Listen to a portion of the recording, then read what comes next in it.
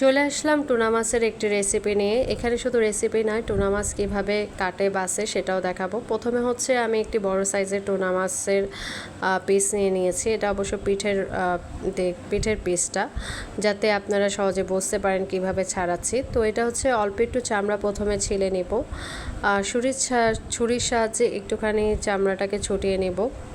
তো বন্ধুরা, আসসালামু আলাইকুম। কে কোথা থেকে দেখছেন অবশ্যই কমেন্ট বক্সে জানাবেন। এই দেখেন, আমি চামড়াটা আস্তে আস্তে হাত দিয়ে ছিলবো এবং ছুরির সাহায্যও নেব। তো ঠিক গরুর চামড়া যেভাবে ছিলে ঠিক সেভাবেই এই চামড়াটা ছিলতে হবে। ছুরির সাহায্য ছাড়া চামড়াটা কখনোই ছিলতে পারবেন না। যদিও আস্তে আস্তে মানে হাত দিয়েও ছুটাতে হবে এবং ছুরিরও সাহায্য লাগবে, দুইটাই। তো দেখেন কি সুন্দরভাবে ছুরি দিয়ে ছুটিয়ে ফেলছি। তবে টুনা মাছের চামড়াটা ঠিক এইভাবে যদি ছিলেন, এটা খুব সুবিধা হবে। বটিতে অত সুবিধা হয় না। আবার অনেকে পিস করে চামড়াটা ছোটায়, সেটাও কিন্তু বেশি একটা সুবিধাজনক হয় না। তাতে দেখা যায় যে মাছটা একেবারে গলে যায়, যেহেতু এই মাছটা অনেক নরম প্রকৃতির। আমার প্রায় এক পাশে চামড়া ছোটানো হয়ে গেছে, আরেক পাশে চামড়া ছোটাবো। তো এদিকে আমি হচ্ছে এক পাশে যে সাইডে চামড়া ছোটানো হয়ে গেছে ওই সাইডের মাছের যে মাংসটা সেটা আমি আলাদা করে রাখছি। আবার অপর দিকেও এই যে চামড়া ছুটিয়ে ফেলেছে, এখন কাটাটা হচ্ছে ছুরির সাহায্যে ছুটিয়ে ফেলবো।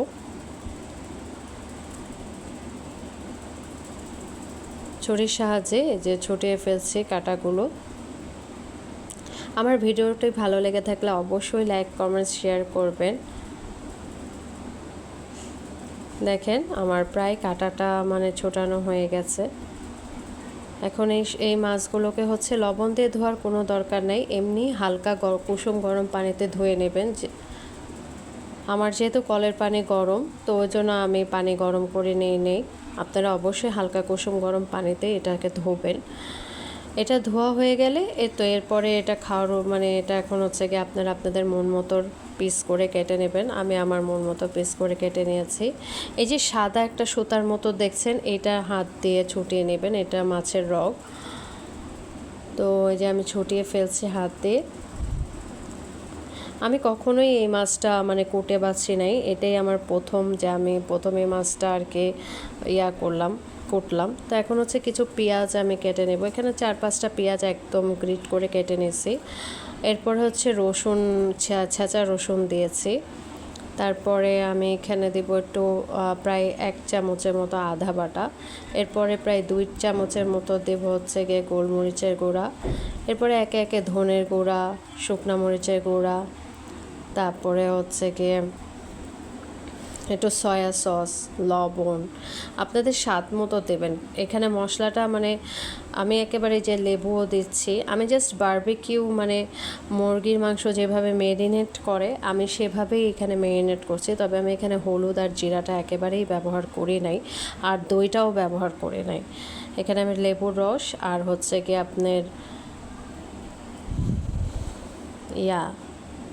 কী বলে যে সয়া সস, একদম ডার্ক সয়া সস যেটা, সেটা দেবেন।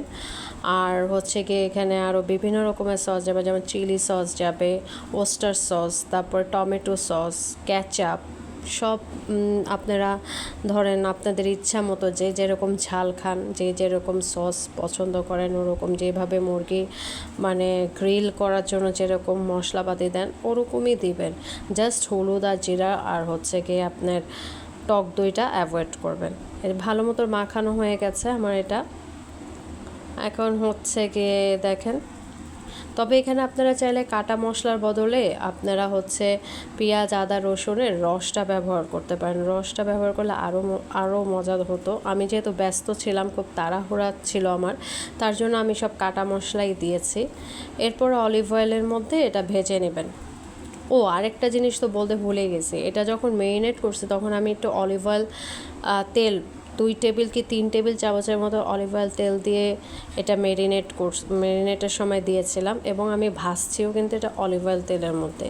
এবং এটা হচ্ছে কি একদম অল্প আছে আপনারা হচ্ছে কি এটা ঢেকে ভাজবেন, যাতে এটার ভেতরে জুসি একটা ভাব থাকে।